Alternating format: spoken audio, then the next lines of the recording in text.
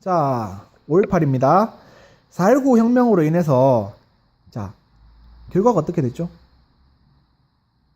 자, 4.19 혁명의 결과로 이승만 대통령이 물러나고 잠시 이승만 대통령의 자리를 2대 대통령으로 윤보선이란 대통령이 맡게 됩니다. 근데 여기서 문제가 뭐냐면 4.19 혁명 이후에 아무래도 우리가 민주주의를 처음 하다 보니까 사회가 혼란스러워졌던 면이 좀 있었어요. 그때 당시에 그래서 군인입니다. 이 당시에는 군인인 박정희 전 대통령이 군인이었는데 자 여기 보시면은 군사정변을 일으킵니다.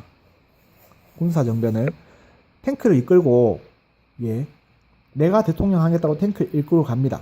그래서 대통령이 됩니다. 결국 대통령이 돼요. 그 다음에 윤보선 대통령을 쫓아내고 박정희 대통령이 됩니다. 박정희 대통령이 되고 나서 문제는 대통령 된 것까지는 괜찮습니다. 그런데 문제가 뭐냐면은 우리나라는 대통령을 5년 동안 한 번 할 수 있도록 되어 있습니다. 5년 동안 한 번 할 수 있도록 되어 있습니다.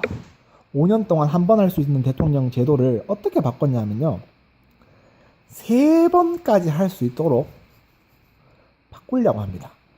거기다가 3번까지 할 수 있도록 바꿨습니다. 성공해요. 성공하고 나서 자, 3번 하고 나니까 또 하고 싶은 거예요.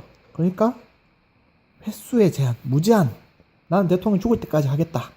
라는 대통령 횟수의 제한을 두지 않고 거기다가 플러스로 지금 대통령을 우리 손으로 직접 뽑죠. 그것을 직접 뽑지 않고 대통령 선거하는 대표를 뽑아서 그 사람들이 대통령을 선거하게끔 간선제로 바꾸려고 합니다. 요런 내용을 담은 헌법을 우리는 유신헌법이라고 합니다. 유신헌법을 제정하려고 박정희 대통령이 합니다. 그래서 유신헌법을 선포합니다. 그래서 독재가 계속 이어지는데 그러다가 79년에 박정희 대통령이 부하인 김재규에게 총을 맞고 사망하는 사건이 있습니다. 이게 박정희 대통령 서거인데 요게 12.6 사태입니다. 12.6 사태입니다.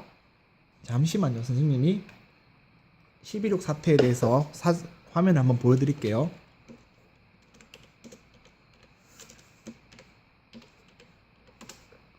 자, 선생님이 그때 보여드렸던 12.6 사태 화면입니다.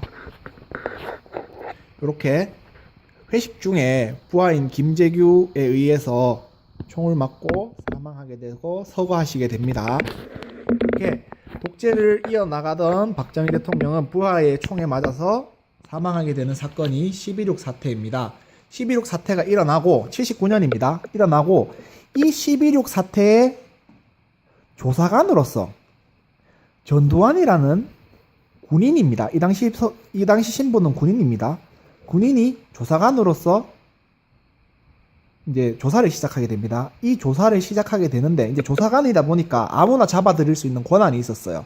이러다 보니까 자기들 위에 있는 사람들을 다 잡아들이고 자기가 또 군인들을 데리고 또다시 쿠데타를 일으킵니다. 이게 12.12 사태입니다. 선생님이 지난번에 영상 한번 보여드렸을 겁니다. 이게 12.12 사태입니다. 자, 12.12 사태가 일어났고 그래서 일어나서 실제로 12.12 사태니까 시민들이 투표를 하지 않았기 때문에 광주에서 전두환이 12.12 사태가 원인이 됩니다. 12.12 사태가 원인이 돼서 광주에서 전두환이 잘못됐다. 물러나라. 우리는 민주정치를 하고 싶다라고 하면서 시위를 일으킨 것을 우리는 1980년 5.18 민주화 운동이라고 합니다. 쌤이 그때 영화 장면 한번 보여드렸을 겁니다. 영화 장면 한번 보여드렸는데 5.18 민주화 운동이라고 하고요. 요때 계엄군이라고 불리는 군인들이 투입돼서 폭력적으로 시위를 진압하게 돼서 요 시위는 진압을 당합니다. 그렇지만 요 시위가 일어났기 때문에 우리나라 사람들이 이 정부가 우리 민주주의로 뽑힌 정부가 아니라는 것을 이해하게 됐고 민주화 운동에 어떻게 되면 시작점이 된다는 의의를 갖고 있습니다. 쌤 그때 왜 택시 기사 영화 잠깐 짧게 보여드렸죠. 그때 그거를 취재했던 실제 기자입니다. 우리나라 기자들은 언론을 탄압했기 때문에 알 수가 없었어요. 알 수가. 자, 그리고 이렇게 이제 5.18이 진행이 되게 됩니다. 근데 결국에는 사실은 실패를 하게 되고요.